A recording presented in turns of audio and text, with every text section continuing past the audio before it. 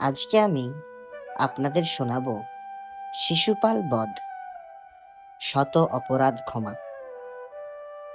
আপনারা অবশ্যই শুনেছেন ভগবান শ্রীকৃষ্ণ শিশুপালের 100টা অপরাধ ক্ষমা করার পর তারপরেই তাকে বধ করেছিল। আজকে আমি সেই নিয়ে বিস্তারিতভাবে আপনাদের কাছে আলোচনা করব। আপনারা অবশ্যই এটি শেষ পর্যন্ত মন দিয়ে শুনবেন। চলুন শুরু করা যাক। ধৈর্যের এক সীমা আছে, আর ন্যায়ের হাত যখন ওঠে তখন অন্যায় যতই শক্তিশালী হোক তার পতন নিশ্চিত। আজ শুনবেন সেই বিরল কাহিনী যেখানে ভগবান শ্রীকৃষ্ণ এক অহংকারী রাজাকে শতবার ক্ষমা করেও শেষমেশ ন্যায়ের পথে দাঁড়ালেন। আর সভার মাঝখানে ঘটল এক অলৌকিক ঘটনা, শিশুপালের বধ।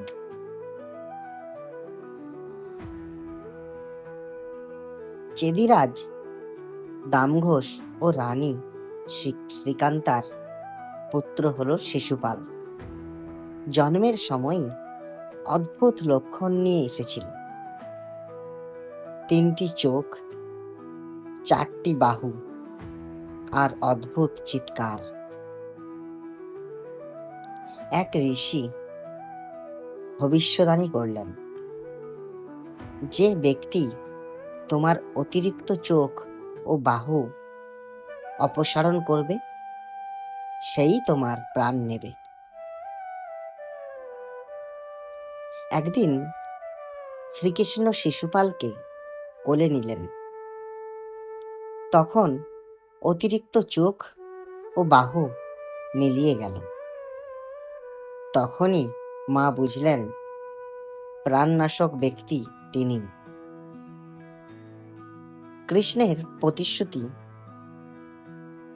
শিশুপালের মা শ্রীকৃষ্ণকে অনুরোধ করলেন, ভ্রাতা, আমার সন্তানের প্রাণ তুমি করো না। শ্রীকৃষ্ণ মাতার কথায় প্রতিশ্রুতি দিলেন, আমি তার শত অপরাধ ক্ষমা করব, কিন্তু শততম অপরাধের পর আর নয়।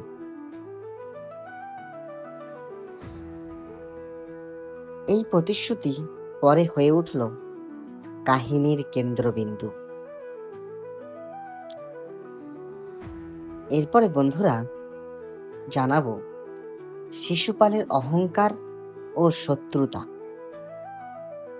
শিশুপাল ছিল অত্যন্ত শক্তিশালী, অহংকারী। সে কৃষ্ণকে নিজের শত্রু ভাবত, কারণ কৃষ্ণ রুক্মিণীকে তার কাছ থেকে অপহরণ করেছিলেন।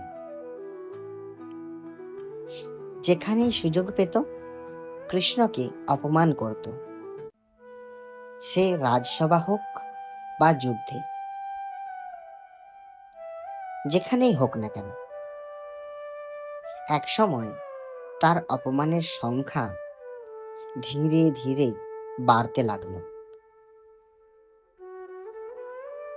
এরপরে রাজসূয় যজ্ঞে অপমান।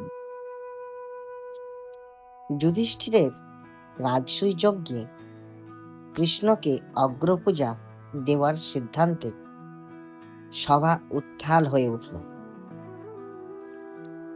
শিশুপাল দাঁড়িয়ে কৃষ্ণকে অপমান করতে শুরু করল।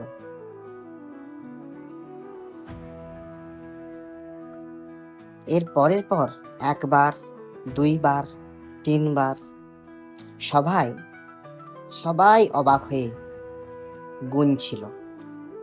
এখনো কৃষ্ণ কিছু বলছেন না। এভাবে সংখ্যা পৌঁছে গেল 100তে। তারপরেই সুদর্শন চক্রের দীপ্তি। 100তম অপরাধের পর কৃষ্ণ ধীরে উঠে দাঁড়ালেন। শান্ত মুখে বললেন, আমি আমার প্রতিশ্রুতি রেখেছি শিশুপাল, কিন্তু এখন এবার ন্যায়ের সময় এসেছে। সুদর্শন চক্র আকাশে ঘুরে শিশুপালের মাথা ছিন্ন করল। চক্র ফিরে এলো কৃষ্ণের হাতে।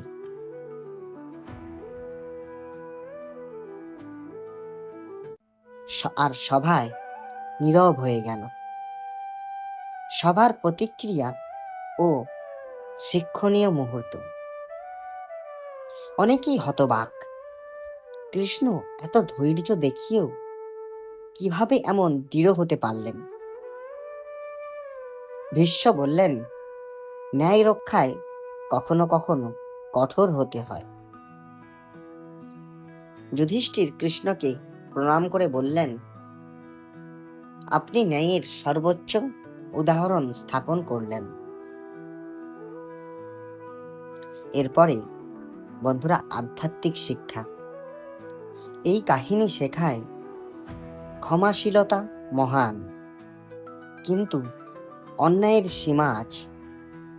প্রতিশ্রুতি রাখা ভগবানের ধ্যান ধারণার অংশ।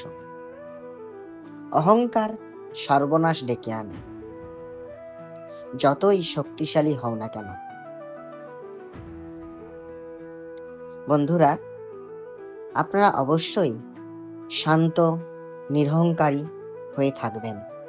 এতে আপনারা সবাই সুখ শান্তিতে ভরে থাকবেন। আগামীকাল শুনবেন দিন 6-এর বিরল কাহিনী, কৃষ্ণ ও দ্রৌপদী আকাশ বস্ত্রের অলৌকিক ঘটনা, যেখানে ভগবান অসময়ে বিপন্ন ভক্তের পাশে দাঁড়িয়ে অলৌকিকভাবে তার সম্মান রক্ষা করেছিলেন। জয় শ্রীকৃষ্ণ। বন্ধুরা, আমার এই ভগবানের কথাগুলো সব দিন শুনতে হলে চ্যানেলটি অবশ্যই সাবস্ক্রাইব করে রাখবেন আর নোটিফিকেশন অন করে রাখবেন। আর এই ভগবানের কথা আপনাদের পরিবার পরিজনদের কাছে যাতে পৌঁছে যায়, আপনারা সেই জন্যই অনেক অনেক শেয়ার করুন। ধন্যবাদ।